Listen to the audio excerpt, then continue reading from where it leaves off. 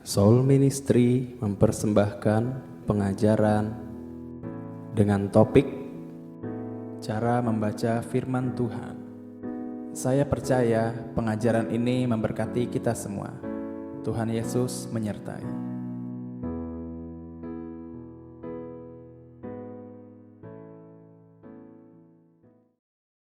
Waktu kita membangun sesuatu, omset kita jangan dalam bentuk duit. Omset kita dalam bentuk firman. Semakin banyak firman yang kita lakukan, bukan kita hafal loh, yang kita lakukan.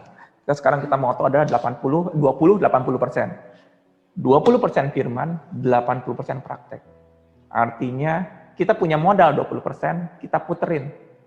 80%-nya itu kita nambah puterin, firman Tuhan itu kita puterin. Baru bisa cuan.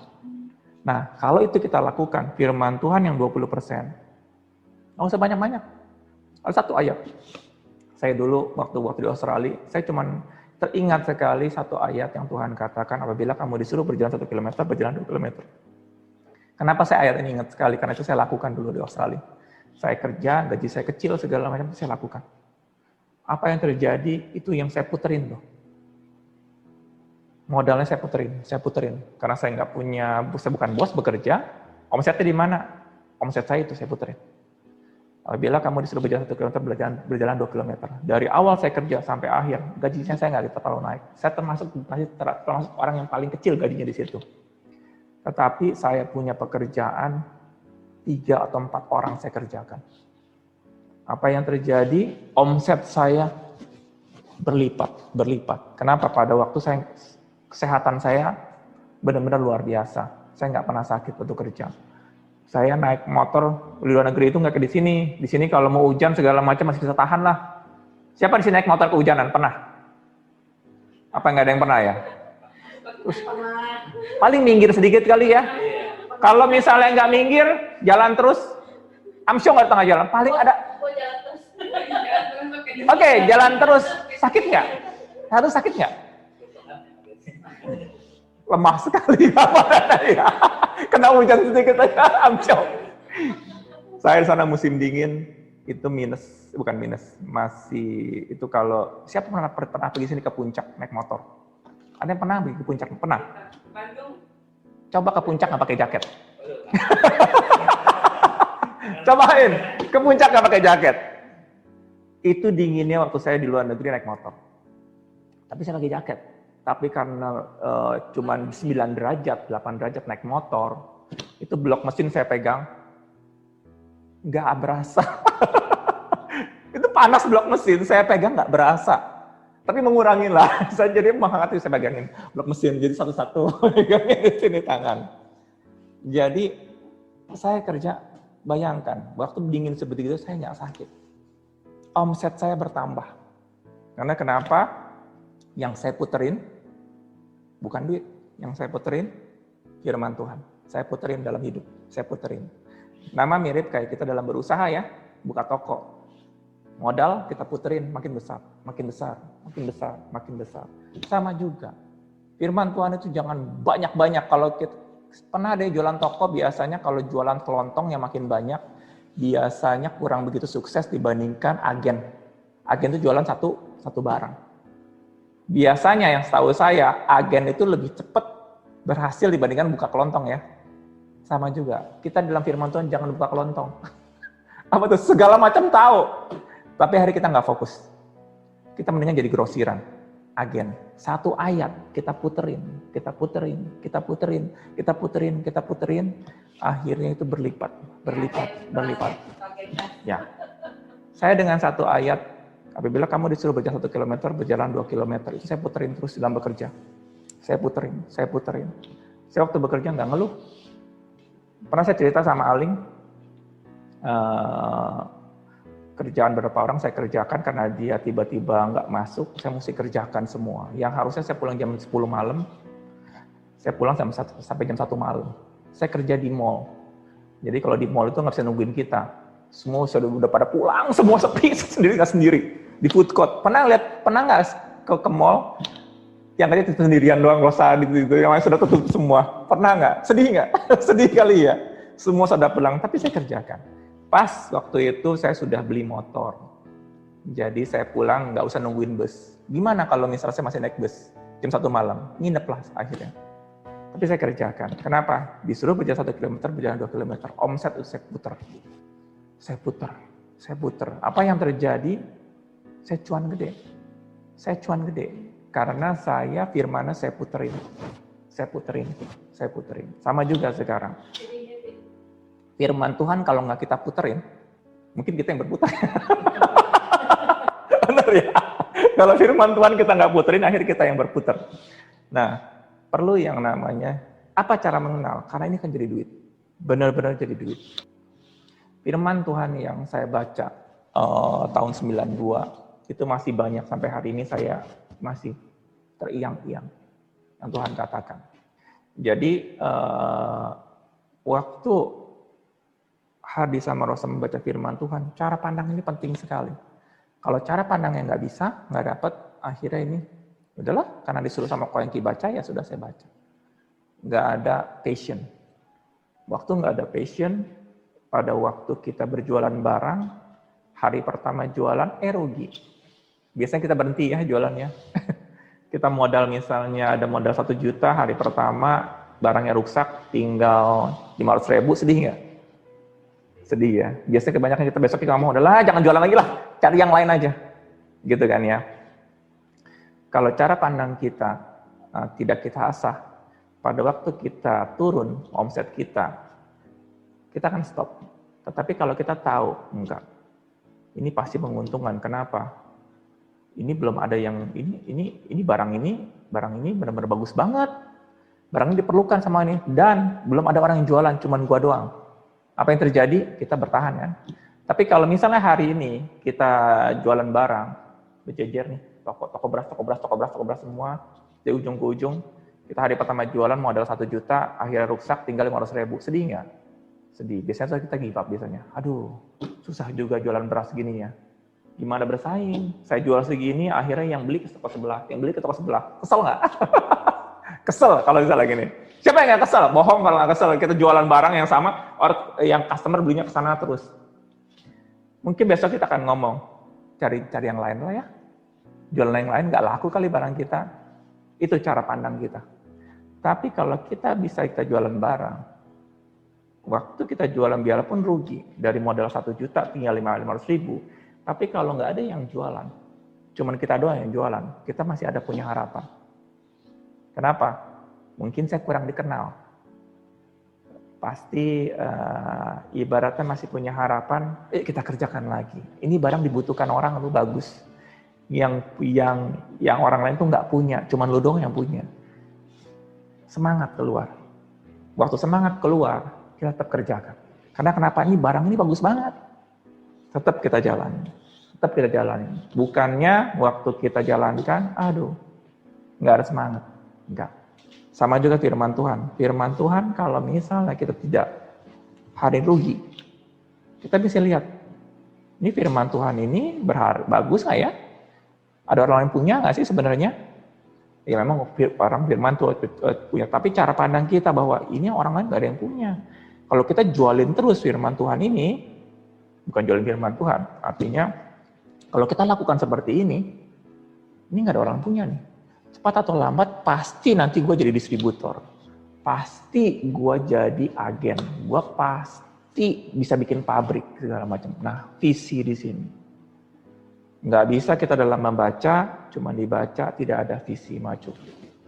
Nah, jadi waktu kita baca misal Matius, minggu ini kita mau baca Matius, kita mesti exciting, duit nih, yuk kita puterin, ini duit nih. Waktu kita lihat duit, semangat. Sebenarnya siapa sih Matius ini? Apa sih kegunaannya? Kita gali. Waktu kita gali, yang untung siapa? Bukan saya yang untung. Ini modal yang mesti diputerin. Nah, gini, di dalam kita baca firman Tuhan, nanti pasti ada yang nyangkut tuh. Karena Tuhan katakan firman Tuhan adalah tajam seperti pedang bermata 2. Dia akan ngebelah tuh. Tung. Apa ini ngebelah? Waktu kita baca firman Tuhan, nggak mungkin. Firman Tuhan itu adalah Allah. Kalau misalnya ada orang percaya, kalau kita ditabrak sama Allah, nggak mungkin nggak bergoyang. Dia itu udah kayak kereta api. Siapa yang pernah lihat kereta api sekarang? Jarang ya. Pernah lihat kereta api nggak? Oh sering dulu ya. Ngeri nggak? Ngeri nggak lihat kereta api jalan lewat? Ngeri. Kalau dari samping nggak ngeri. Coba Rosa berdiri di depan rel kereta api. Ada kereta api datang. Ngeri nggak? Ngeri lah, saya juga ngeri. Biarpun jalannya pelan juga ngeri. Nggak ada yang bisa tahan. Kalau kita Tuhan sudah datang, dihantam, nggak bakal bisa tahan. Nah sama juga, padahal kita baca firman Tuhan, itu pasti dihantam kita. Peng. Waktu dihantam, nah disitu, kok ini artinya apa nih kok? Waktu dihantam ada pertanyaan seperti gitu, jadi dihantam itu mesti ada pertanyaan dulu. Tuhan akan menghantam kita. Waktu kita dihantam sama Tuhan, itulah pertanyaan. Pertanyaan yang ganjel sekali. Waktu ada pertanyaan yang ganjel, itulah aplikasi hidup. Kalau nggak ada yang ngeganjel, jangan harap jadi aplikasi hidup. Jangan harap. Waktu itu saya sama Tuhan, saya bingung banget. Tuhan, firman-Nya, kalau kamu disuruh berjalan 1 kilometer, berjalan 2 kilometer. Saya bilang sama Tuhan, nggak salah firman-Nya. Emang enak. Siapa di sini kalau disuruh jalan 1 kilometer, berjalan 2 kilometer? Nggak ada. Tapi Tuhan katakan teriang-iang dalam hidup saya. Apabila kamu disuruh berjalan 1 kilometer, berjalan 2 kilometer. Ketika ditabrak. Ditabrak sakit nggak? Sakit. Bingung nggak? Bingung semua. Tapi ya udah ketabrak. Waktu ketabrak, saya coba jalanin. Perkara kecil. Waktu bos saya digaji kecil, is okay. Pada waktu dikasih kerjaan makin banyak, is okay. Saya jalanin. Saya nggak ngerti saat itu. Saya jalanin. Apa yang terjadi? Omset makin gede. Siapa dari sini kalau kita jualan barang, kita punya tahu, oh tahun depan omset gue begini, 10 tahun gimana? Nggak ada yang tahu. Kamu kalau jadi agen sesuatu nggak ada yang tahu, tiba-tiba naik, tiba-tiba, gila barang gue udah banyak di sini ya. Bisa begitu kalau agen. Entah dia ngutang atau bagaimana, dapat titipan barang, tapi lihat, barang dia dapat. Tapi dalam perjalanan dia nggak tahu. Sama juga dengan firman Tuhan, kapan ini aplikasinya? Pada waktu kita kehantam sama Tuhan. Waktu kehantam. Nah, makanya waktu baca firman Tuhan ini, jangan Tuhan mana hantem, Tuhan hantem. Pasti kehantem. Karena waktu kita ada kereta api lewat, nggak usah tanya, itu brukin gua, pasti nubruk. Jadi waktu nubruk, itu. Nah, kapan itu dia punya perasaan nubruknya itu? Sekali lagi, ada yang mengena di hati. Entah membuat kita tersinggung, entah membuat kita bertanya, entah kita berbuat nangis, entah berbuat berbahagia, tetap ada reaksi. Itu yang namanya ditabrak oleh Tuhan. Ada orang yang ditabrak sama Tuhan katakan, apaan ini, gue gak mau. Yang misalnya Tuhan katakan, waktu Tuhan Yesus ngomong, murid-muridnya ngomong begini, Tuhan berapa kali aku harus mengampuni saudaraku? 7 kali kah? Tuhan katakan 7 kali 70 kali, pasti kehantam gitu. Berat Tuhan, mana bisa gue ampuni orang? Bereaksi. Nah, waktu bereaksi kita tanya sama Tuhan. Tuhan kenapa nih gue bereaksi seperti ini? Aplikasinya. Sekali lagi kalau ada firman, jangan kita buru-buru kita lakukan. Enggak. Yang penting kita niat dulu. Kok bertanya, ini ayat ini seperti ini ya. Masalahnya apa nih kok ya? Kayaknya kalau saya jujur, kalau saya suruh ngampuni orang mana bisa. Orang yang sudah jahatin saya segala macam, saya mana bisa ngampunin. Nah, itu namanya ditubruk sama Tuhan. Ada yang ditubruk sama Tuhan lagi dalam kita bersuka cita ya. Ini nih yang gue cari-cari nih.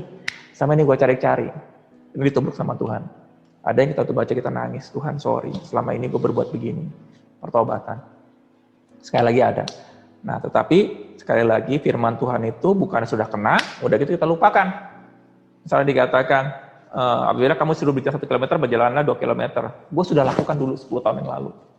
20 tahun yang lalu. Jadi gue udah gak perlu lakukan lagi. Kenapa? Karena gue sudah lakukan. Bukan. Firman Tuhan itu bukan yang kita lakukan di masa lalu, sekarang kita nggak lakukan lagi. Enggak. Firman Tuhan itu growing kayak omset. Omset itu kalau kita jualan barang, biasanya kalau kita jualan, nanti kalau siapa yang kerja jualan barang, itu semua kita gulung barangnya. Kita putar, biasanya gitu. Semua kita gulung. Firman Tuhan juga gitu, semua kita gulung.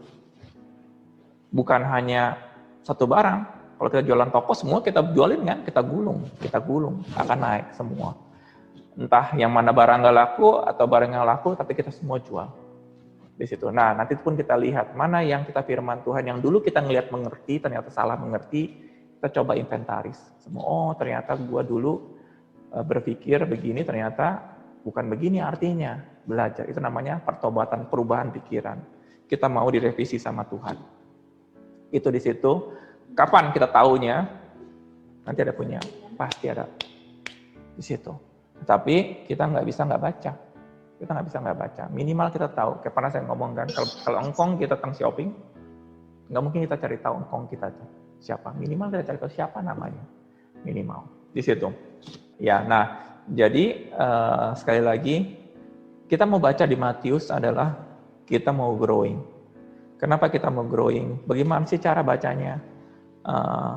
Tapi kalau saya bacakan ke semua dari 1, 2, 3 itu namanya saya ngedongeng. Dongeng anak-anak ya. Jadi saya mau adalah kayak tadi, ada pertanyaan apa kira-kira yang paling mengena dari baca? Mungkin 1 pasal, apa 2 pasal, apa sih yang mengena? 1 aja, nggak perlu cara. Ayo, coba jelaskan, pasal 1 mengenai apa sih? Pasal 2 gitu.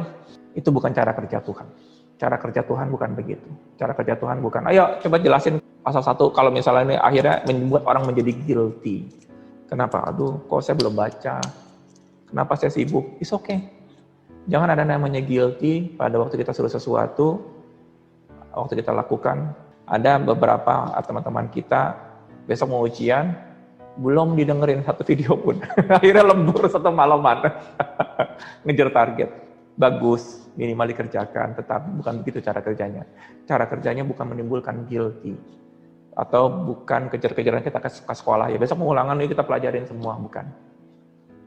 Tetapi pada waktu kita misalnya belum baca, saya lebih suka adalah kenapa kita nggak baca? Kita ingin cari tahu akarnya. Pada waktu kita akarnya ketemu, kita beres.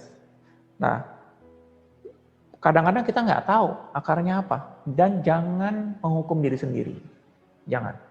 Karena kalau kita menghukum diri sendiri, kayak anak kecil, siapa ya kalau anak kecil, kalau kita misalnya minum, makan kali ya, kalau dipaksa, lama-lama dia trauma ya, biasanya ya.